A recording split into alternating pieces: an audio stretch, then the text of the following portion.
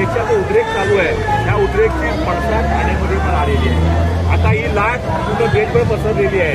आता 100% आमचे इथे आता जाणार आहे आणि या भाजप सरकारचे बुरे दिन आता चालू झालेले आहेत.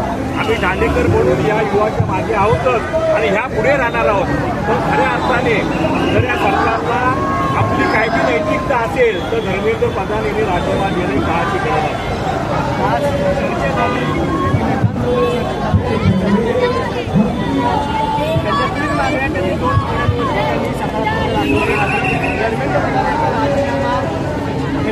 तयारी आहे इथून दर्शवत सरकार मंत्र्यांचा राजीनामा घेण्यासाठी शांतता आहे. या देशामध्ये लालबहादूर शास्त्री यांनी रेल्वे अपघात झाल्या सकाळी पहिल्या रेल्वे राजीनामा दिला. असा नेता परत होणे शक्य नाही आहे. दुर्दैवाने आज जे सरकारमध्ये आहे त्यांना पदावरती कुठला मोह आहे. त्यांना सरकारच्या किंवा जनतेच्या कुठल्याही प्रश्नांचं गांभीर्य नाही आहे म्हणून त्यांना राजीनामा द्यायला वेळ लागतोय. आणि देशाचे प्रधानमंत्री जर त्यांना राजीनामा घेत नसतील याचा अर्थ त्यांना युवा वर्गाचं काही केलेलं नाही. प्रधानमंत्र्यांनी 12:30 वाजता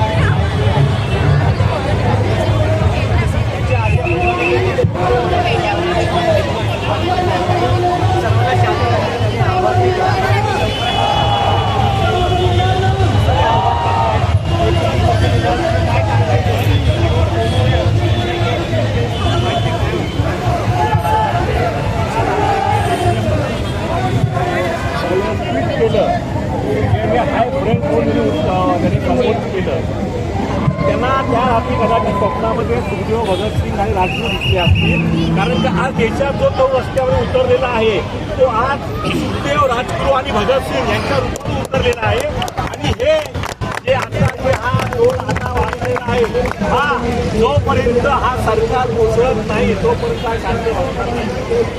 26 तारखेला ठाकरे बंधूंची मोर्चाचं आंदोलन केलं आहे मुंबईमध्ये. आज देखील त्यांचं वंदे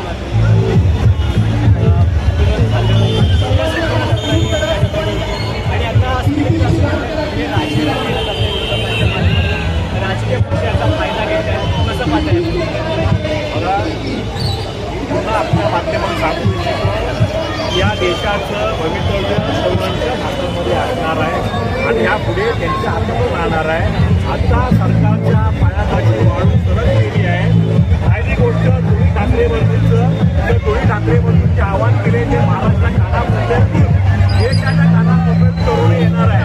पण सगळ्यात आवडलेले ते वाक्य बघायचे होतं की आमच्या मोर्चाला कालबोट लावायचा प्रयत्न केला तर याद राखा तुम्हाला 100% त्याचा प्रसाद मिळणार.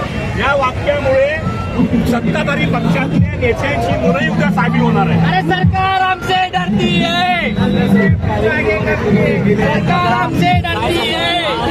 लोकांच्या संवर्धनासाठी रस्त्यावर आहात कसं पाहता या जेव्हा पेटून निघतो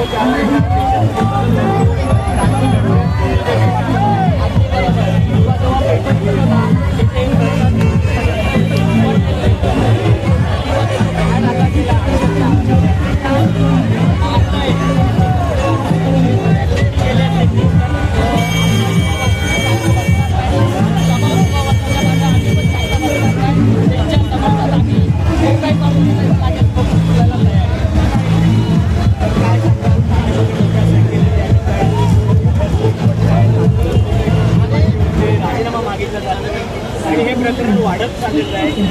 सर्वात मोठी गोष्ट म्हणजे आज छत्रपती शिवाजी महाराज शाहू फुले आंबेडकरांचं त्याच्यामुळे इथे कुठली गोष्ट होणं